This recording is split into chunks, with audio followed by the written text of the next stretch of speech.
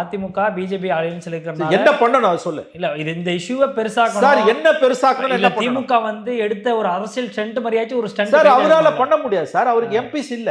நீங்க இதுக்கு இதான சொல்ல வரேன். எல்லா பிரச்சனையும் ஆனாலும் சார் பிரச்சனை நீங்க என்ன அவர் சட்ட நகலை எரிக்கணும்ன்றீங்களா? இப்ப இந்த டீலிமிட்டேஷன் விஷயத்துல கூட பெரிய லெவல்ல அவர் வந்து இது பண்ணல, பேசல. மேனிஃபெஸ்டோல கொண்டு வந்திருக்கிறாரு.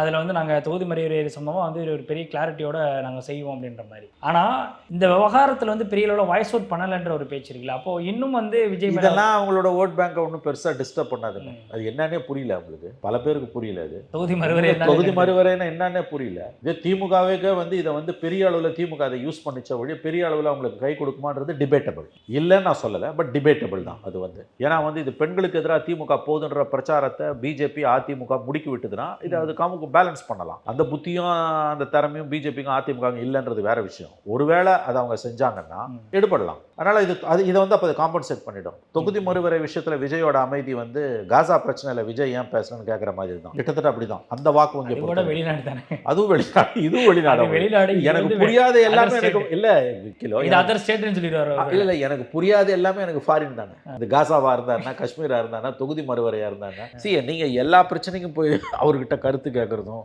இப்ப இந்த மாதிரியான இஷ்யூஸ்ல வந்து நீங்க அவரு சொல்லிட்டாரு. அது வந்து அவருடைய எலெக்ஷன் அவருடைய டீலிமிட்டேஷனுக்கு ரியாக்ட் பண்ணிட்டார் சார், பேசிருக்காரு. அவ்வளவுதான். அதுக்கு மேல என்ன வேணும்? இல்ல அதுக்கு எம்பி இருக்கு பார்லிமென்ட்ல. I don't have MPs. இல்ல சார், இப்போ அதிமுக பிஜேபி அலையன்ஸ்ல இருக்கிறனால என்ன பண்ணணும் அது சொல்லு. இல்ல இது இந்த இஷ்யூவை பெருசாக்கணும் சார், என்ன பெருசாக்கணும் என்ன பண்ணணும்? திமுக வந்து எடுத்த ஒரு அரசியல் ஸ்டண்ட் மாதிரியாச்சும் ஒரு ஸ்டண்ட் சார் அவரால பண்ண முடியாது சார், அவருக்கு எம்பிஸ் இல்ல. நீங்க இதுக்கு இதான சொல்ல வரேன். எல்லா பிரச்சனையும் ஆனாலும் பிரச்சனை. நீங்க என்ன அவர் சட்ட நகலை எரிக்கணும்ன்றீங்களா?